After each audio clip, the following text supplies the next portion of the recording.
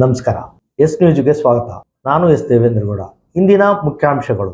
ಪ್ರತಿ ಕ್ವಿಂಟಾಲ್ಗೆ 10 ರೂಪಾಯಿ ಲಂಚ ಕೊಟ್ಟರೆ ಮಾತ್ರ ಖರೀದಿ, ಇಲ್ಲದಿದ್ದಲ್ಲಿ ಗ್ರೇಡ್ ಹೆಸರಿನಲ್ಲಿ ಖರೀದಿ ರಿಜೆಕ್ಟ್.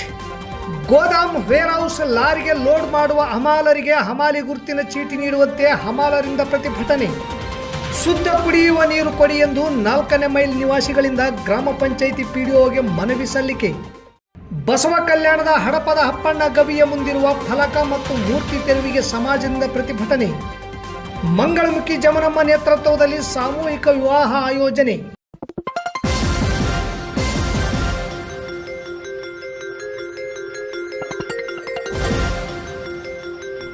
ಎಸ್ ನ್ಯೂಸ್, ಇದು ನಿಮ್ಮ ಧ್ವನಿ. ವಾರ್ತೆಗಳ ವಿವರ. ಇಂದು ಬೂದಿಹಾಳ ಸರ್ಕಾರಿ ಕೃಷಿ ಪತ್ತಿನ ಸಹಕಾರ ಸಂಘದಲ್ಲಿರುವ ಜೋಳ ಖರೀದಿ ಕೇಂದ್ರದಲ್ಲಿ ಪ್ರತಿ ಕ್ವಿಂಟಲ್ಗೆ 10 ರೂಪಾಯಿ ಲಂಚ ನೀಡಬೇಕು, ಆಗ ಖರೀದಿ ಸುಲಭ. ಯಾಕೆ ಎಂದರೆ ಗ್ರೇಡ್ ಇಲ್ಲ, ಹುಳ ಬಿದ್ದಿವೆ ಎಂದು ಖರೀದಿ ರಿಜೆಕ್ಟ್ ಎನ್ನುವ ಆಟ ಶುರುವಾಗಿ ರೈತರ ಮತ್ತು ಅಧಿಕಾರಿಗಳ ಮಧ್ಯೆ ಜಟಾಪಟಿ ನಡೆದಿದೆ.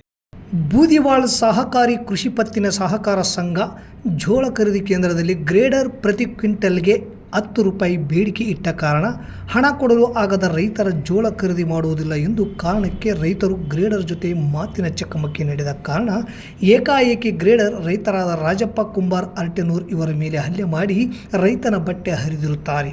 ಈ ಘಟನೆಯ ವಿಚಾರವಾಗಿ ತಹಶೀಲ್ದಾರರಿಗೆ ಫೋನ್ ಕರೆ ಮಾಡಿದರೆ ಕರೆಗೆ ಸರಿಯಾಗಿ ಸ್ಪಂದನೆ ಮಾಡದೆ ಫೋನ್ ಕಟ್ ಮಾಡಿದರು. ರೈತರು ಆಕ್ರೋಶಗೊಂಡು ರಸ್ತೆಗೆ ಜೋಳ ತುಂಬಿದ ಟ್ರ್ಯಾಕ್ಟರ್ ನಿಲ್ಲಿಸಿ ರೈತರು ಪ್ರತಿಭಟನೆ ನಡೆಸಿದರು. ರೈತನ ಮೇಲೆ ಹಲ್ಲೆ ಮಾಡಿದ ಗ್ರೇಡರ್ನನ್ನು ಕೆಲಸದಿಂದ ಅಮಾನತುಗೊಳಿಸಬೇಕು. ಸರ್ಕಾರ ಖರೀದಿ ಕೇಂದ್ರ ತಡವಾಗಿ ಪ್ರಾರಂಭ ಮಾಡಿ ಇಲ್ಲ ಸಲ್ಲದ ನೆಪ ಒಡ್ಡಿ ರೈತರಿಂದ ಹಣ ಸುಲಿಗೆ ಮಾಡುತ್ತಿರುವುದು ಜಿಲ್ಲೆಯ ಪ್ರತಿ ಖರೀದಿ ಕೇಂದ್ರಗಳಲ್ಲೂ ನಡೆಯುತ್ತಿದೆ. ಇದಕ್ಕೆಲ್ಲ ಸರ್ಕಾರವೇ ನೇರ ಹೊಣೆಯಾಗಿದೆ. ತಾಲೂಕಿನ ಜನಪ್ರತಿನಿಧಿಗಳು ಮಧ್ಯಪ್ರವೇಶ ಮಾಡಿ ರೈತರಿಂದ ಸುಲಿಗೆ ಮಾಡುತ್ತಿರುವುದನ್ನು ತಡೆಗಟ್ಟಬೇಕೆಂದು ಕರ್ನಾಟಕ ರಾಜ್ಯ ರೈತ ಸಂಘ ಹಾಗೂ ಹಸಿರು ಸೇನೆ ಒತ್ತಾಯ ಮಾಡಿದೆ. ಖರೀದಿ ಕೇಂದ್ರದ ಕೆಟ್ಟ ವ್ಯವಸ್ಥೆ ವಿರುದ್ಧ ರೈತ ಸಂಘದ ಮುಖಂಡ ಬಸವರಾಜ ಗೋಡಿಯಾಳ ಸ್ಥಳಕ್ಕೆ ಭೇಟಿ ನೀಡಿ ಅನ್ಯಾಯದ ವಿರುದ್ಧ ರೈತರ ಜೊತೆ ಸೇರಿ ಪ್ರತಿಭಟನೆಯಲ್ಲಿ ಭಾಗವಹಿಸಿದರು. ವಿಷಯವನ್ನು ತಹಶೀಲ್ದಾರ್ ಗಮನಕ್ಕೆ ತರಲು ಫೋನ್ ಮಾಡಿದರೆ ಸರಿಯಾಗಿ ಸ್ಪಂದಿಸಿಲ್ಲ. ಪ್ರತಿಭಟನಾ ಸ್ಥಳಕ್ಕೆ ಆಗಮಿಸಿದ ಸಿಪಿಐ ಅವರು ಪರಿಸ್ಥಿತಿ ಮನವರಿಕೆ ಮಾಡಿಕೊಂಡು ಗಲಾಟೆ ತಿಳಿಗೊಳಿಸಿದರು. ಬೂದಿವಾಳ ಮಾಡಿಸಿರುವ ಬೆಳಗುರ್ಕಿ ಅಲಗನೂರು ಭಾಗದ ನೂರಾರು ರೈತರು ಈ ಪ್ರತಿಭಟನೆಯಲ್ಲಿ ಭಾಗವಹಿಸಿದ್ದರು. ಈ ವರ್ಷ ಫೇಲ್ ಆಗುವಂತ ಕ್ವಾಲಿಟಿ ಯಾವ ಇಲ್ಲ ಸರ್. ಎಲ್ಲೇ ಒಂದು ಹುಳ ಬರ್ತಾವ, ಸಾಣೆ ಹಾಕ್ತಾರ, ಸಾಣೆ ಹಾಕಿದಾಗ ಅವು ಓದ್ತಾವ್ರ. ಎಲ್ಲೇ ಒಂದು ಹುಳ ಬರ್ತಾಗ ಈ ವರ್ಷ ಯಾವಿಲ್ಲ. ಇಲ್ಲಿಂದ ಹೋಗಿ ಅಲ್ಲಿಂದ ವಾಪಸ್ ಬರೋದು ಯಾವ ಕ್ವಾಲಿಟಿ ಇಲ್ಲ. ಎಲ್ಲವೂ ಗೋಡನಿಗೆ ಹೇಳುವಂತ ಕ್ವಾಲಿಟಿನೇ ಅದಾವ. ಏನಂದ್ರೆ ಇದೊಂದು ನೆಪ ಮಾಡ್ಕೊಂಡಾರ ಇವ್ರು. ಇದೊಂದು ಸೊಸೈಟಿ ಅಲ್ಲ, ಎಲ್ಲ ಸೊಸೈಟಿ ಅವರೇ.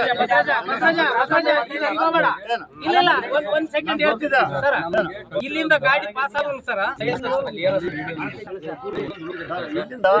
ಅವ್ರು ಅಲ್ಲಿ ಯಾಕೆ ಸ್ಟಾಪ್ ಮಾಡ್ತಾರೆ ಬರ್ತಾರ, ಇವ್ರು ದುಡ್ಡು ತಗೊಂಡ್ ಕಾಸೆ ಅಲ್ಲಿ ತಗೊಂಡ್ ಕಳ್ಸಿರ್ತಾರೆ. ಅವ್ರ ಮನೆಗೆ ಯಾಕೆ ದುಡ್ಡು ಬರಲ್ಲ, ಅವ್ರು ಸ್ಟಾಪ್ ಮಾಡ್ತಾರೆ ಅಷ್ಟೇ. ಸಾಕ್ಷಿ ಸೃಷ್ಟಿ ಮಾಡಕ್ಕಾಗಲ್ಲ. ಇವಾಗ ಎಲ್ಲಾ ಗಾಡಿಗಳು ಬಂದ್ರ ಹುಳ ಇದ್ದವ್ರು ವಾಪಸ್ ಮಿಷನ್ ಹಾಕ್ಯಂಬರಕ್ ರೆಡಿ ಇದ್ನಪ್ಪ ಅಂದ್ರ ಹೇಳ್ರಿ, ಇಲ್ಲಿ ಸಾಹೇಬ್ರಿಗೆ ಜಗ್ಗಿ ಒಂದೊಂದ್ ಕಡೆ ಇರ್ತಾವ. ಇವಾಗ ಈ ಸಾಡಿ ಸರ್ ತರಕ್ ಬರಂಗ ಸರ್. ಅದು ಕ್ವಿಂಟಲ್ ಲೆಕ್ಕ ಅವ್ರ ಮಿಷನ್ ಅಲ್ಲೇ ಇರ್ತದೆ ಸರ್, ದೊಡ್ಡ ಗೋಡನ್ಯಾಗ. ಆ ಮಿಷನ್ಗೆ ಹಾಕಿ ಜಳಗೇರಿ ರಿಜೆಕ್ಟ್ ಮಾಡ್ಯಾರ ಸರ್ ಮೊನ್ನೆ 4-5 ಗಾಡಿ. ಮತ್ತೆ ಅದೇ ರೈತರು ಕಾಟ ಮಾಡಿ ಕೊಟ್ಟಾರ. ಏನ್ ಮಾಡ್ತಾರ ಅಂದ್ರೆ ಸರ್, ಬೂದಿಯಾಳ ಪಾಯಿಂಟ್ ಸರ್, ನಮ್ಮ 2 ಪಾಯಿಂಟ್ ಒಂದೇ ಇದ್ರ ಮೇಲೆ 2 ಪಾಯಿಂಟ್ ಸರ್ ಮಾಡಿಸಿರುವಾರ್ದಾಗ ಹೋಗ್ತದೆ ಫ್ಯಾಕ್ಟ್ರಿ. ಅಲ್ಲೊಂದು 50 ಮಂದಿ ಅಮಲ್ ಇದಾರೆ ಸರ್, ಇಲ್ಲೊಂದು 50 ಸೆಕ್ರೆಟರಿ 25 ಮಂದಿ ನಮ್ಮ ಪರಿಹಾರ ಒಂದೇ ಸರ್. ಇವಾಗ ನಮ್ಮ ರೈತರಿಗೆ ನಾವು ರೈತರ ಪರನೇ ಇದೀವಿ. ಯಾರು ಆದ್ರೂ ಜ್ವಾಳ ಬಂದ್ನಪ್ಪ ಅಂದ್ರ ವಾಪಸ್ ಮಿಷನ್ಗೆ ಹಾಕ್ಯಂಬಂದ್ ಕಚ್ ಕೊಡ್ತನಂತ ಈ ನೀವೆಲ್ಲಾರು ಹೇಳಿದ್ನಪ್ಪ ಅಂದ್ರ ನಾವು ಅದನ್ನ ಫಾಲೋಅಪ್ ಮಾಡ್ಕೊಂಡು ನಾವು ಖರೀದಿ ಮಾಡ್ಕೊಂಡು ನಾವು ಹಾಕ್ಯಂತೀವಿ. ಇಲ್ಲ ಅಂದ್ನಪ್ಪ ಅಂದ್ರ ಇವಾಗ ಮಳೆ ಬಂತು ಹೊರಗೆ ಇಟ್ಕೊಂಡು ಹಿಂಗ್ ನಿಂದ್ರಿಸಿದ್ನಪ್ಪ ಅಂದ್ರೆ ಹೆಂಗ್ ಪಾಯಿಂಟ್ ದಿವಸ 3000 ಕ್ವಿಂಟಲ್ ಹೋಗ್ತದೆ ಸರ್. ಸರ್ ಇದಕ್ಕೆ ಒಂದು ತನ ಬರಂಗ ಸರ್, 1.5 ತಿಂಗಳು ಆಯ್ತು ಸರ್. ಒಂದು 4 ಉದುರ್ತಿ ಅಂದ್ರೆ ಜ್ವಾಳಕ್ಕೆ ಆಟೋಮೆಟಿಕ್ ಕೂಡ ಬಂದ್ಬಿಡುತ್ತೆ ಸರ್. ಇತ್ತೀಚೆಗೆ ಹಮಾಲರ ಗುರುತಿನ ಚೀಟಿ ನವೀಕರಿಸುತ್ತಿಲ್ಲ ಮತ್ತು ಹೊಸ ಗುರುತಿನ ಚೀಟಿ ನೀಡುತ್ತಿಲ್ಲ. ಕೂಡಲೇ ಕೊಡಬೇಕು ಎಂದು ಇಂದು ಕರ್ನಾಟಕ ರಾಜ್ಯ ಹಮಾಲಿ ಕಾರ್ಮಿಕರ ಫೆಡರೇಷನ್ ಸಿಐಟಿ ವತಿಯಿಂದ ಎಪಿಎಂಸಿ ಕಾರ್ಯದರ್ಶಿಯವರಿಗೆ ಮನವಿ ಪತ್ರ ಸಲ್ಲಿಸಲಾಯಿತು. ಎಪಿಎಂಸಿ ಹಮಾಲರಿಗೆ ಗುರುತಿನ ಚೀಟಿ ನೀಡುವ ವಿಚಾರ ಬಹಳ ವರ್ಷಗಳಿಂದ ಕಗ್ಗಂಟಾಗಿಯೇ ಇದೆ. ಸಮಸ್ಯೆಗೆ ಕಾರಣ ಯಾರು ಎಂದು ಹುಡುಕುತ್ತಾ ಹೋದರೆ ಕೊನೆಗೆ ಬಂದು ನಿಲ್ಲುವುದು ಸರ್ಕಾರದ ನೀತಿಗಳ ಕಾರಣ. ಸಮಸ್ಯೆಗೆ ಪರಿಹಾರ ದೊರಕದೇ ಇರುವುದು ಎನಿಸುತ್ತದೆ. ಹಮಾಲರ ಮತ್ತು ಅಂಗಡಿಯವರ ಪರವಾಗಿ ಮಾತನಾಡಲು ಚುನಾಯಿತ ಜನಪ್ರತಿನಿಧಿಗಳು ಇಲ್ಲ. ಮೊದಲು ಯಾರು ಹಮಾಲಿ ಮಾಡುತ್ತಾರೋ ಅವರಿಗೆ ಗುರುತಿನ ಚೀಟಿ ನೀಡುತ್ತಿದ್ದರು. ಆಗ ಹಮಾಲರಿಗೆ ಯಾವುದೇ ಸೌಲಭ್ಯ ಸರ್ಕಾರದಿಂದ ಸಿಗುತ್ತಿರಲಿಲ್ಲ. ಈಗ ಸರ್ಕಾರದಿಂದ ಸೌಲಭ್ಯಗಳು ಒಂದೊಂದಾಗಿ ಘೋಷಣೆ ಆಗುತ್ತಿವೆ. ಆದರೆ ಹಮಾಲರಿಗೆ ಗುರುತಿನ ಚೀಟಿ ಸಿಗಲಾರದಂತೆ ಹೊಸ ಕಾನೂನು ತರುತ್ತಿದೆ. ಇತ್ತೀಚಿನ ಹಲವು ವರ್ಷಗಳಿಂದ ನವೀಕರಣಕ್ಕೆ ನಾನಾ ಅಡ್ಡಿ ಮಾಡುತ್ತಿದ್ದಾರೆ. ಹೊಸ ಗುರುತಿನ ಚೀಟಿಯಂತೂ ನೀಡುವುದು ದೂರದ ಮಾತು. ಸರ್ಕಾರ ಒಂದು ಕಡೆಗೆ ಸೌಲಭ್ಯ ಕೊಟ್ಟ ಹಾಗೆ ಮಾಡಿ ಇನ್ನೊಂದು ಕಡೆಗೆ ಸಿಗಲಾರದಂತೆ ಮಾಡುತ್ತಿರುವುದು ಮೋಸದ ಕೆಲಸ ಎಂದು ಸಂಘಟನೆಯ ಮುಖಂಡರು ಸರ್ಕಾರದ ನೀತಿಯನ್ನು ಖಂಡಿಸಿದರು. ನಮಗೆ ಹೊಸ ಗುರುತಿನ ಚೀಟಿ ನೀಡಬೇಕು ಎಂದು ನೂರಾರು ಹಮಾಲರು ಅರ್ಜಿ ಸಲ್ಲಿಸಿದರು ಹಾಗೂ ನವೀಕರಣ ಮಾಡುವಂತೆ ಕೂಡ ಒತ್ತಾಯಿಸಿದರು. ಈ ಕುರಿತು ಎಸ್ ನ್ಯೂಸ್ ಎಪಿಎಂಸಿ ಕಾರ್ಯದರ್ಶಿ ಇವರನ್ನು ಕೇಳಿದಾಗ, ನಮಗೆ ಕೇವಲ ಎಪಿಎಂಸಿ ಪ್ರಾಂಗಣದಲ್ಲಿರುವ ಅಂಗಡಿಗಳಲ್ಲಿ ಕೆಲಸ ನಿರ್ವಹಿಸುವ ಹಮಾಲರಿಗೆ ಮಾತ್ರ ಗುರುತಿನ ಚೀಟಿ ನೀಡಲು ಅವಕಾಶ ಇದೆ. ಈಗಾಗಲೇ 738 ಗುರುತಿನ ಚೀಟಿ ನೀಡಿದ್ದೇವೆ. ಹೊಸದಾಗಿ ಗುರುತಿನ ಚೀಟಿ ಅರ್ಜಿ ಸಲ್ಲಿಸುವಾಗ ಅಂಗಡಿಯವರ ಲೆಟರ್ ಪ್ಯಾಡ್ನಲ್ಲಿ ಅವರು ಅಲ್ಲಿ ಹಮಾಲರಾಗಿ ಕಾರ್ಯನಿರ್ವಹಿಸುವ ಕುರಿತು ದೃಢೀಕರಣ ಅಂಗಡಿಯವರು ನೀಡಿದಲ್ಲಿ ಹೊಸ ಗುರುತಿನ ಚೀಟಿ ನೀಡಬಹುದು.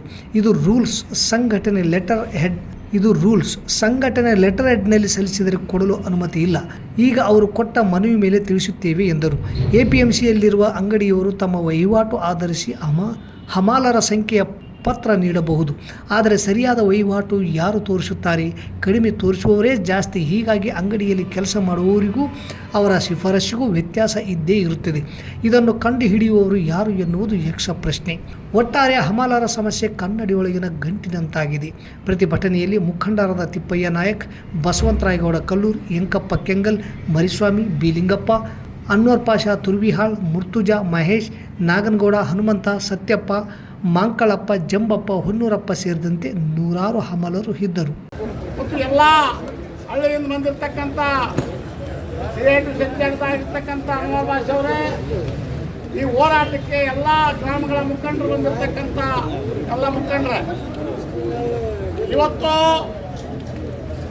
ಹಮಾಲಿ ಕಾರ್ಮಿಕರಿಗೆ ಲೈಸೆನ್ಸ್ ಕೊಡಲಿಕ್ಕೆ ಇಲ್ಲಿ ನಾವು ಹೋರಾಟಕ್ಕೆ ಬಂದಿರತಕ್ಕಂಥವ್ರು. ಹಮಾಲಿ ಕಾರ್ಮಿಕರಿಗೆ ಲೈಸೆನ್ಸು ಕೊಡ್ತಕ್ಕಂಥದ್ದು ಕರ್ತವ್ಯ ಯಾರ್ದು? ಹಮಾಲಿ ಕಾರ್ಮಿಕರಿಗೆ ಲೈಸೆನ್ಸ್ ಕೊಡ್ತಕ್ಕಂಥ ಕರ್ತವ್ಯ ಯಾರ್ದು? ಎಪಿಎಂಸಿ ಕಾರ್ಯದರ್ಶಿಗಳದು. ಅವ್ರು ಏನು ಹೇಳ್ತಾರೆ? ಇಲ್ಲ ನಮಗೆ ಸುತ್ತೋರಿದೆ. ಬೇಸಿಗೆ ಪ್ರಾರಂಭವಾಗಿದೆ. ಶುದ್ಧ ಕುಡಿಯುವ ನೀರು ಬೇಕು. ಈಗಿರುವ ಓವರ್ ಹೆಡ್ ಟ್ಯಾಂಕ್ ಸ್ವಚ್ಛಗೊಳಿಸುತ್ತಿಲ್ಲ. ಕೆರೆ ಸ್ವಚ್ಛಗೊಳಿಸದೆ ಆತುರಾತುರವಾಗಿ ತುಂಬಿಸುವ ವ್ಯವಸ್ಥೆ ನಡೆದಿದೆ. ಈ ನೀರು ಕುಡಿಯಲು ಸಾಧ್ಯ ಇಲ್ಲ, ಬಳಸಲು ಸಾಧ್ಯವಿಲ್ಲ. ಕೂಡಲೇ ಪರಿಶೀಲಿಸಿ ಸರಿಪಡಿಸಲು 4 ಮೈಲ್ ಕ್ಯಾಂಪಿನ ನಿವಾಸಿಗಳು ವಿರುಪಾಪುರ ಪಂಚಾಯಿತಿ ಅಭಿವೃದ್ಧಿ ಅಧಿಕಾರಿಗಳಿಗೆ ಮನವಿ ಪತ್ರ ಸಲ್ಲಿಸಿದರು. ನೀರು ಬಿಟ್ಟಾಗ ಓಡಾಡುವ ಗ್ರಾಮ ಪಂಚಾಯಿತಿ ಸಿಬ್ಬಂದಿಗಳು ಮುಂಚಿತವಾಗಿ ಓವರ್ ಹೆಡ್ ಟ್ಯಾಂಕ್ ಸ್ವಚ್ಛಗೊಳಿಸುವುದಾಗಲಿ ಕೆರೆ ಸ್ವಚ್ಛಗೊಳಿಸಿ ಒಣಗಿಸುವುದಾಗಲಿ ಮಾಡುವುದಿಲ್ಲ. ಕಳೆದ ಬಾರಿ ಹೀಗೆ ಸ್ವಚ್ಛ ಮಾಡದೆ ನೀರು ತುಂಬಿದ ಪರಿಣಾಮ ಅನೇಕರು ಸರ್ಕಾರಿ ಆಸ್ಪತ್ರೆಗೆ ದಾಖಲಾಗಿದ್ದರು. ಈ ಕುರಿತು ಈಗಾಗಲೇ ಹಲವು ಬಾರಿ ಮನವಿ ಮಾಡಿದರೂ ಅಧಿಕಾರಿಗಳು ಸ್ಪಂದಿಸಿಲ್ಲ. ಕುಡಿಯುವ ನೀರಿಗಾಗಿ ಬೇರೆ ಊರಿಗಾಗಿ ಅಲೆದಾಡಬೇಕಿದೆ. ಶಾಸಕರು ಶುದ್ಧ ಕುಡಿಯುವ ನೀರಿನ ಘಟಕ ಒದಗಿಸಿದರೂ ಸಿಬ್ಬಂದಿ ನಿಷ್ಕಾಳಜಿಯಿಂದ ಕ್ಯಾಂಪಿನ ಜನರಿಗೆ ಶುದ್ಧ ಕುಡಿಯುವ ನೀರು ಸಿಗುತ್ತಿಲ್ಲ. ಕೂಡಲೇ ಶುದ್ಧ ಕುಡಿಯುವ ನೀರು ಪೂರೈಸಬೇಕು. ಸಾಂಕ್ರಾಮಿಕ ರೋಗ ಹರಡದಂತೆ ನಿಗಾ ವಹಿಸಬೇಕು. ರಾತ್ರಿಯಲ್ಲಿ ವಿದ್ಯುತ್ ದೀಪ ಉರಿಯಬೇಕು. ಇಲ್ಲಿ ಹಗಲಿನಲ್ಲಿ ಬೆಳಗುತ್ತದೆ. ಇದು ತಪ್ಪಿಸಿ ಪೋಲಾಗದಂತೆ ನೋಡಿಕೊಂಡು ರಾತ್ರಿಯಲ್ಲಿ ಮಾತ್ರ ಉರಿಯುವಂತೆ ಮಾಡಲು ಒತ್ತಾಯಿಸಿ 4ನೇ ಮೈಲ್ ಕ್ಯಾಂಪಿನ ನಿವಾಸಿಗಳಿಂದ ವಿರುಪಾಪುರ ಗ್ರಾಮ ಪಂಚಾಯಿತಿ ಅಭಿವೃದ್ಧಿ ಅಧಿಕಾರಿಗಳಿಗೆ ಮನವಿ ಪತ್ರ ಸಲ್ಲಿಸಿದರು. ಈ ಸಂದರ್ಭದಲ್ಲಿ ಬಿ ಕೃಷ್ಣಪ್ಪ, ಕನಕರಾಯ್, ಆಂಜನೇಯ, ಜಿ ಶ್ರೀನಿವಾಸ್, ಅಮರೇಶಪ್ಪ ಸೇರಿದಂತೆ ಅನೇಕರಿದ್ದರು. ಬಸವ ಕಲ್ಯಾಣದ ತ್ರಿಪುರಾಂತ ಕೆರೆ ಹತ್ತಿರ ಇರುವ ಹಡಪದ ಅಪ್ಪಣ್ಣನವರ ಗವಿಯ ಮುಂದಿರುವ ಫಲಕ ಮತ್ತು ಮೂರ್ತಿ ತೆರವುಗೊಳಿಸಿ ಬೇರೆ ಮೂರ್ತಿ ಸ್ಥಾಪನೆ ಮಾಡುವುದನ್ನು ವಿರೋಧಿಸಿ ಅಖಿಲ ಕರ್ನಾಟಕ ಹಡಪದ ಸೇವಾ ಸಂಘ ಹಾಗೂ ತಾಲೂಕಾ ಹಡಪದ ಸಮಾಜದಿಂದ ತಹಸೀಲ್ದಾರ್ ಮೂಲಕ ಮುಖ್ಯಮಂತ್ರಿಗಳಿಗೆ ಮನವಿ ಪತ್ರ ಸಲ್ಲಿಸಲಾಯಿತು. ನಗರದ ಪ್ರವಾಸಿ ಮಂದಿರದಿಂದ ಪ್ರತಿಭಟನೆ ಮೆರವಣಿಗೆ ಮೂಲಕ ತಹಸೀಲ್ದಾರ್ ಕಚೇರಿಗೆ ಆಗಮಿಸಿ ಪ್ರತಿಭಟನಾಕಾರರು ಮೂರ್ತಿ ಪ್ರತಿಷ್ಠಾಪನೆ ಮಾಡದಂತೆ ಸರ್ಕಾರವನ್ನು ಒತ್ತಾಯ ಮಾಡಿದರು. ಬೀದರ್ ಜಿಲ್ಲೆಯ ಬಸವ ಕಲ್ಯಾಣದ ಅನುಭವ ಮಂಟಪದ ತ್ರಿಪುರಾಂತ ಕೆರೆಯ ಹತ್ತಿರ ಇರುವ ಹಡಪದ ಅಪ್ಪಣ್ಣ ಹರಿವಿನ ಗವಿಯಲ್ಲಿ ಮುಂದಿರುವ ನಾಮಫಲಕ ಮತ್ತು ಮೂರ್ತಿಯನ್ನು ತೆರವುಗೊಳಿಸಿ ಅನ್ಯ ಸಮಾಜದವರು ಮೂರ್ತಿಯನ್ನು ಬಸವೇಶ್ವರ ದೇವಸ್ಥಾನ ಪಂಚ ಕಮಿಟಿಯವರು ಪ್ರತಿಷ್ಠಾಪನೆ ಮಾಡಿದ್ದನ್ನು ಸಮಾಜ ಖಂಡಿಸುತ್ತದೆ. ಪ್ರತಿಷ್ಠಾಪನೆ ಮಾಡಿದ ಮೂರ್ತಿಯನ್ನು ತೆಗೆಯಬೇಕು. ಇಲ್ಲದೆ ಹೋದರೆ ಮುಂದಿನ ದಿನಗಳಲ್ಲಿ ಹೋರಾಟ ಮಾಡಲಾಗುವುದು ಎಂದು ಸಮಾಜದ ಮುಖಂಡರು ಸರ್ಕಾರಕ್ಕೆ ಮನವಿ ಪತ್ರ ಸಲ್ಲಿಸಿದರು. ಪ್ರತಿಭಟನೆಯ ಉದ್ದೇಶಿಸಿ RDCC ಬ್ಯಾಂಕ್ ನಿರ್ದೇಶಕರಾದ ಸೋಮಗೌಡ ಬಾದರ್ಲಿ, ಪ್ರಗತಿಪರ ಮುಖಂಡರಾದ HN ಬಡಿಗೇರ್, ನಾರಾಯಣ ಬೆಳಗುರ್ಕಿ ಸೇರಿದಂತೆ ಅನೇಕರು ಹೋರಾಟಕ್ಕೆ ಬೆಂಬಲ ನೀಡಿ ಮಾತನಾಡಿದರು. ಹಡಪದ ಸಮಾಜ ಮುಖಂಡರಾದ HG ಹಂಪಣ್ಣ, ಈರಣ್ಣ, ಭೀಮಣ್ಣ ಬೆಳಗುರ್ಕಿ, ಬಸಲಿಂಗಪ್ಪ ಬಾದರ್ಲಿ, ಚಂದ್ರೇಗೌಡ, ರಾಜುಗೌಡ ಬಾದರ್ಲಿ, ಶರಣಪ್ಪ ಬಂಡಿಹಾಳ್, ಶರಣಪ್ಪ ಕಂದಕೂರ್, ಬಾಲಾಜಿ, ನಿಜಗುಣ, ರಮೇಶ್, ರಾಘವೇಂದ್ರ, ಹನುಮಂತ, ಮುದುಕಪ್ಪ, ಶರಣಬಸವ, ಆದೇಶ್, ಬಸವರಾಜ್, ಮಲ್ಲಯ್ಯ, ನಾಗೇಶ್ ಸೇರಿದಂತೆ ಇನ್ನಿತರರು ಪ್ರತಿಭಟನೆಯಲ್ಲಿ ಭಾಗವಹಿಸಿದ್ದರು. ತಾಲೂಕಿನ ಈಜೆ ಹೊಸಳ್ಳಿ ಗ್ರಾಮದಲ್ಲಿ ವಿಶಿಷ್ಟ ರೀತಿಯ ಸಮಾಜಮುಖಿ ಕಾರ್ಯವೊಂದು ನಡೆದಿದೆ. ಮಂಗಳಮುಖಿ ಜಮುನಮ್ಮ ಅವರ ನೇತೃತ್ವದಲ್ಲಿ 6ನೇ ವರ್ಷದ ಸಾಮೂಹಿಕ ವಿವಾಹ ಕಾರ್ಯಕ್ರಮ ಆಯೋಜನೆ ಮಾಡಲಾಗಿದೆ. ಭಿಕ್ಷಾಟನೆ ಮೂಲಕ ಸಂಗ್ರಹಿಸಿದ ಹಣದಿಂದ ಬಡ ಜೋಡಿಗಳಿಗೆ ಮದುವೆ ಮಾಡಿಸುವ ಮೂಲಕ ಮಾನವೀಯತೆ ಮೆರೆದಿದ್ದಾರೆ. ತಾಲೂಕಿನ ಹೊರವಲಯದಲ್ಲಿರುವ ಈಜೆ ಹೊಸಳ್ಳಿ ಗ್ರಾಮದ ದುರ್ಗಾದೇವಿ ದೇವಸ್ಥಾನದ ಆವರಣದಲ್ಲಿ 6ನೇ ವರ್ಷದ ಸಾಮೂಹಿಕ ವಿವಾಹ ಕಾರ್ಯಕ್ರಮ ಅದ್ಧೂರಿಯಾಗಿ ನಡೆಯಿತು. ಮಂಗಳಮುಖಿ ಜಮುನಮ್ಮ ಹಾಗೂ ಅವರ ತಂಡ ಈ ಕಾರ್ಯಕ್ರಮವನ್ನು ಹಮ್ಮಿಕೊಂಡಿದ್ದರು. ದಿನಾಲು ಭಿಕ್ಷಾಟನೆ ಮಾಡಿ ಸಂಗ್ರಹಿಸಿದ ಹಣವನ್ನು ಜೋಡಿಸಿ ವರ್ಷಕ್ಕೊಮ್ಮೆ ಬಡ ಕುಟುಂಬಗಳ ಜೋಡಿಗಳನ್ನು ಆಯ್ಕೆ ಮಾಡಿ ಅವರಿಗೆ ಸಾಮೂಹಿಕ ವಿವಾಹ ಮಾಡಿಸುವ ಕಾರ್ಯವನ್ನು ಅವರು ನಡೆಸುತ್ತಾ ಬಂದಿದ್ದಾರೆ. ಇಂದಿನ ದಿನಗಳಲ್ಲಿ ಸಾಮೂಹಿಕ ವಿವಾಹಗಳನ್ನು ರಾಜಕಾರಣಿಗಳು ಮತ್ತು ವಿವಿಧ ಸಂಘ ಸಂಸ್ಥೆಗಳು ಆಯೋಜಿಸುವುದು ಸರ್ವೇ ಸಾಮಾನ್ಯ. ಆದರೆ ಸಿಂಧನೂರಿನಲ್ಲಿ ಮಂಗಳಮುಖಿಯರು ಭಿಕ್ಷಾಟನೆಯಿಂದ ಬಂದ ಹಣದಲ್ಲೇ ಬಡವರಿಗೆ ಮದುವೆ ಮಾಡಿಸುವ ಮೂಲಕ ಸಮಾಜಕ್ಕೆ ಮಾದರಿಯಾಗಿದ್ದಾರೆ. ಈ ಕಾರ್ಯಕ್ರಮದಲ್ಲಿ ಹಲವಾರು ಗಣ್ಯರು, ಗ್ರಾಮಸ್ಥರು ಭಾಗವಹಿಸಿ ನವದಂಪತಿಗಳಿಗೆ ಆಶೀರ್ವಾದ ನೀಡಿದರು. ಒಟ್ಟಿನಲ್ಲಿ ಸಮಾಜದಲ್ಲಿ ಸಹಾಯದ ಮನೋಭಾವ ಇನ್ನೂ ಜೀವಂತವಾಗಿರುವುದನ್ನು ಈ ಸಾಮೂಹಿಕ ವಿವಾಹ ಕಾರ್ಯಕ್ರಮ ಮತ್ತೆ ಸಾಬೀತುಪಡಿಸಿದೆ. ಇವತ್ತು ಸಿಂಧನೂರು ತಾಲೂಕು ದುರ್ಗಾದೇವಿ ಹೊಸಳ್ಳಿ ಕ್ಯಾಂಪ್ನಲ್ಲಿ ದುರ್ಗಾದೇವಿ ದೇವಸ್ಥಾನದ ಹತ್ತಿರ ಇದು 6ನೇ ವರ್ಷದ ಸಾಮೂಹಿಕ ವಿವಾಹವನ್ನು ನಮ್ಮ ಗುರು ಮತ್ತು ನಾವೆಲ್ಲರೂ ಸೇರಿ ಮಾಡ್ತಾ ಇದ್ದೀವಿ. ಪ್ರತಿ ವರ್ಷ ನಮ್ಮವರೆಲ್ಲ ಭಿಕ್ಷಾಟನೆ ಅಂಗಡಿ ಕೇಳಿದ ದುಡ್ಡಿಂದ ನಾವು ಸ್ವಲ್ಪ ಇಟ್ಕೊಂಡು ಮತ್ತು ಉಳಿದಿದ್ದನ್ನು ಸ್ವಲ್ಪ ಎತ್ತಿಟ್ಟು ಬಡವರಿಗೆ ಸಹಾಯ ಆಗಲಿ ಅಂತೇಳಿ ಪ್ರತಿ ವರ್ಷ 2, 3, 4, 5 ಇದೇ ಥರ ಬೇರೆ ಜೋಡಿಗಳಿಗೆ ತಾಳಿ ಆಗಿರ್ಬೋದು, ಕಾಲುಂಗುರ, ಬಟ್ಟೆ, ಸೂಸ್ಕ, ದಂಡಿಗೆ ಪ್ರತಿಯೊಂದು ಮತ್ತು ಊಟ ಅವ್ರದ್ದು ಏನಿರಲ್ಲ ಬಂದು ತಾಳಿ ಕಟ್ಕೊಂಡು ಹೋಗೋದಂದ್ರೆ ವ್ಯವಸ್ಥೆ ಇರ್ತದೆ. ಎಲ್ಲ ವ್ಯವಸ್ಥೆಯನ್ನು ಮಾಡಿ ನಾವಿವತ್ತು ಸಾಮೂಹಿಕ ಲಗ್ನದಲ್ಲಿ ನಾವು ಕೂಡ ಭಾಗಿಯಾಗ್ತೀವಿ ಒಂದು ಕ್ಷಣದಲ್ಲಿ. ಹಾಗಾಗಿ ಆ ದುರ್ಗಾದೇವಿ ನಮ್ಮ ಗುರುಗೆ ಮತ್ತು ನಮ್ಮೆಲ್ಲ ಸಿಂಧನೂರು ಲಿಂಗತ್ವ ಅಲ್ಪಸಂಖ್ಯಾತರ ಸಮುದಾಯಕ್ಕೆ ಆಯಸ್ಸು ಆರೋಗ್ಯ ಕೊಟ್ಟು ಕಾಪಾಡಲಿ. ಅದೇ ರೀತಿ ನಮ್ಮ ಕೈಯಾರೆ ಯಾರು ಮಾಂಗಲ್ಯ ಧಾರಣೆ ಮಾಡಿಸ್ಕೊಳ್ತಾ ಇದ್ದಾರೆ, ನಮ್ಮ ಕೈಯಾರೆ ಮದುವೆಯನ್ನು ಮಾಡಿಸ್ಕೊಳ್ತಾ ಇದ್ದಾರೆ, ಅವ್ರ ಜೀವನ ಸುಖಕರವಾಗಿರಲಿ ಅಂತೇಳಿ ನಾವು ಈ ಸಮಯದಲ್ಲಿ ಹಾರೈಸ್ತೀವಿ. ನಾವು ದೊಡ್ಡ ಪ್ರಮಾಣದಲ್ಲಿ ಮಾಡಬೇಕಂತೇನಿಲ್ಲ. ನಮಗೆ ಆ ತಾಯಿ, ಆ ಭಗವಂತ ಎಷ್ಟು ಶಕ್ತಿ ಕೊಡ್ತಾನೆ ಅಷ್ಟು ನಾವು ಮಾಡ್ತೀವಿ. ನಾವು ದೊಡ್ಡ ಮಟ್ಟದಲ್ಲಿ ಮಾಡಬೇಕು. ಮುಂದೆ ಆ ತಾಯಿ ದುರ್ಗಾದೇವಿ, ಭಗವಂತ, ಎಲ್ಲಮ್ಮ ದೊಡ್ಡ ಮಟ್ಟದಲ್ಲಿ ನಮ್ಮನ್ನು ಬೆಳೆಸಿದ್ರೆ, ತಗೊಂಡೋದ್ರೆ ನಾವು ಕೂಡ ದೊಡ್ಡ ಮಟ್ಟದಲ್ಲಿ ಮಾಡೋದಕ್ಕೆ ತಯಾರಿದ್ದೀವಿ. ದಿನ ಭಿಕ್ಷಾಟನೆ ದುಡ್ಡಲ್ಲಿ ಜೋಡಿಸಿ ಪ್ರತಿ ವರ್ಷ ಬಡ ಜೋಡಿಗಳಿಗೆ ಮದುವೆ ಮಾಡ್ತಾ ಇದ್ದೀವಿ. 12 ಇಟ್ಕೊಂಡು 4 ಇಟ್ಕೊಂಡು 12 ದಾನ ಮಾಡ್ತಾ ಇದ್ದೀವಿ. ಬಡ ಜೋಡಿಗಳು ಮದುವೆ ಮಾಡ್ತಾ ಇದ್ದೀವಿ. ಯಾರು ರಾಜಕೀಯದಿಂದ ಯಾರ್ದಷ್ಟು ಅನ್ನದಾನ ಇಲ್ಲ. ಪ್ರತಿದಿನ ಭಿಕ್ಷಾಟನೆ ಮಾಡಿ ದುಡ್ಡಲ್ಲಿ ಜೋಡಿಗಳಿಗೆ ಮದುವೆ ಮಾಡ್ತೀವಿ. ಇದರಿಂದ ಈ ಕ್ಯಾಂಪರ್ದು ಆಯಿತು, ಎಲ್ಲರದ್ದು ಸಪೋರ್ಟ್ ಇದೆ, ಸಹಕಾರ ಇದೆ. ಹೆಚ್ಚಿನ ರೀತಿಯಿಂದ ನಿಮ್ಮದೆಲ್ಲ ಸಪೋರ್ಟ್ ಸಹಕಾರ ಇದ್ದರೆ ಖಂಡಿತವಾಗಿ ಇನ್ನೂ ಹೆಚ್ಚಿನ ರೀತಿಯಾಗಿ ಮಾಡಿ. ನಮಸ್ಕಾರ. ನಗರದ ಸನ್ರೈಸ್ ಡಿಫಾರ್ಮಸಿ, ನರ್ಸಿಂಗ್ ಮತ್ತು ಪ್ಯಾರಾಮೆಡಿಕಲ್ ಶಿಕ್ಷಣ ಸಂಸ್ಥೆ ವತಿಯಿಂದ ವಿಶ್ವ ಆರೋಗ್ಯ ದಿನಾಚರಣೆಯನ್ನು ಸರಳ ಮತ್ತು ಅರ್ಥಪೂರ್ವವಾಗಿ, ವೈಜ್ಞಾನಿಕವಾಗಿ ದೃಷ್ಟಿಕೋನದಿಂದ ಆಚರಿಸಲಾಗಿದೆ.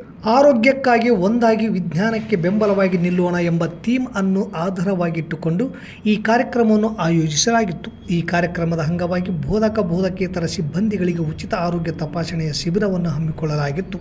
ಈ ಶಿಬಿರದಲ್ಲಿ ರಕ್ತದ ಒತ್ತಡ, BP, ಶುಗರ್ ಪ್ರಮಾಣ, GRBS, ಎತ್ತರ, ತೂಕ, BMI ಮುಂತಾದ ಮೂಲಭೂತ ಆರೋಗ್ಯ ಪರೀಕ್ಷೆಗಳು ನಡೆಸಿ ವ್ಯಕ್ತಿಗತ ಆರೋಗ್ಯ ಸ್ಥಿತಿಯ ಬಗ್ಗೆ ಅರಿವು ಮೂಡಿಸಲಾಯಿತು. ಆರೋಗ್ಯವೇ ಭಾಗ್ಯ ಎಂಬ ಮಾತು ಕೇವಲ ಒಂದು ನುಡಿಗಟ್ಟು ಅಲ್ಲ, ಅದು ಜೀವನದ ಮೂಲ ತತ್ವವಾಗಿದೆ. ಸರ್ವ ಸಂಪತ್ತುಗಳು ಇದ್ದರೂ ಸಹ ಆರೋಗ್ಯವೇ ಇಲ್ಲದಿದ್ದರೆ ಬದುಕೆಲ್ಲ ಅರ್ಥಹೀನ. ಆದ್ದರಿಂದ ಪ್ರತಿಯೊಬ್ಬರೂ ಕೂಡ ತಮ್ಮ ಆರೋಗ್ಯದ ಕಡೆಗೆ ಹೆಚ್ಚು ಗಮನ ಹರಿಸಬೇಕು. ನಾವು ನಮ್ಮ ಆರೋಗ್ಯವನ್ನು ಕಾಪಾಡಿಕೊಳ್ಳುವುದರ ಜೊತೆಗೆ ಸಮಾಜದ ಆರೋಗ್ಯವನ್ನು ಕಾಪಾಡುವ ಜವಾಬ್ದಾರಿ ಹೊಂದಿದ್ದೇವೆ. ಆರೋಗ್ಯ ಸೇವಾ ಕ್ಷೇತ್ರದಲ್ಲಿ ಕಾರ್ಯನಿರ್ವಹಿಸುವ ನೀವೆಲ್ಲರೂ ಹೆಚ್ಚಿನ ಜಾಗೃತಿಯಿಂದ ಮತ್ತು ಹೊಣೆಗಾರಿಕೆಯಿಂದ ನಡೆದುಕೊಳ್ಳಬೇಕೆಂದು ಪ್ರಾಚಾರ್ಯರಾದ ಲಾಜರ್ ಸಿರಿಲ್ ಹೇಳಿದರು. ಅತಿಥಿಗಳಾಗಿ ಗೀತಾ ಹಿರೇಮಠ ಉಪನ್ಯಾಸ ನೀಡುತ್ತಾ ಸಾರ್ವಜನಿಕ ಆರೋಗ್ಯದ ಮಹತ್ವವನ್ನು ವಿವರಿಸಿದರು. ಅಧ್ಯಕ್ಷತೆ ವಹಿಸಿದ್ದ ಸಂಸ್ಥೆಯ ಅಧ್ಯಕ್ಷ ಇರ್ಫಾನ್ ಕೆ ಅತ್ತಾರ್ ಮಾತನಾಡಿ, ಇಂದಿನ ಯುಗದಲ್ಲಿ ಜೀವನ ಶೈಲಿಗೆ ಸಂಬಂಧಿತ ಕಾಯಿಲೆಗಳು ಹೆಚ್ಚುತ್ತಿರುವ ಹಿನ್ನೆಲೆಯಲ್ಲಿ ಆರೋಗ್ಯದ ಕಡೆಗೆ ಹೆಚ್ಚಿನ ಗಮನ ಅಗತ್ಯವಿದೆ. ವಿದ್ಯಾರ್ಥಿಗಳು ಹಾಗೂ ಸಿಬ್ಬಂದಿಗಳು ಆರೋಗ್ಯಕರ ಅಭ್ಯಾಸ ಅಳವಡಿಸಿಕೊಂಡು ಸಮಾಜದಲ್ಲಿ ಆರೋಗ್ಯ ಜಾಗೃತಿ ಮೂಡಿಸುವ ಮುಂಚೂಣಿಯಲ್ಲಿರಬೇಕು ಎಂದು ಪ್ರೇರೇಪಿಸಿ ಸಂಸ್ಥೆಯ ವತಿಯಿಂದ ಇಂತಹ ಆರೋಗ್ಯದ ಕಾರ್ಯಕ್ರಮಗಳನ್ನು ನಿರಂತರವಾಗಿ ಮಾಡುವ ಭರವಸೆ ನೀಡಿದರು. ಈ ವೇಳೆ ಚಕ್ರವರ್ತಿ, ಹಾಸುಭಾಷಾ, ವೀರೇಶ್, ಶೋಭಾ, ವೀರೇಶ್ವರಿ, ರಾಧಿಕಾ, ಸಂತೋಷಿ ಸೇರಿದಂತೆ ಎಲ್ಲ ವಿಭಾಗಗಳ ಉಪನ್ಯಾಸಕರು ಹಾಗೂ ವಿದ್ಯಾರ್ಥಿಗಳು ಸಕ್ರಿಯವಾಗಿ ಭಾಗವಹಿಸಿದ್ದರು. ಇಲ್ಲಿಗ ವಾರ್ತಾ ಪ್ರಸಾರ ಮುಕ್ತಾಯವಾಯಿತು. ನಿರಂತರ ಸುದ್ದಿಗಾಗಿ ವೀಕ್ಷಿಸಿ ಎಸ್ ನ್ಯೂಸ್. ಇದು ನಿಮ್ಮ ಧ್ವನಿ. ನಮಸ್ಕಾರ.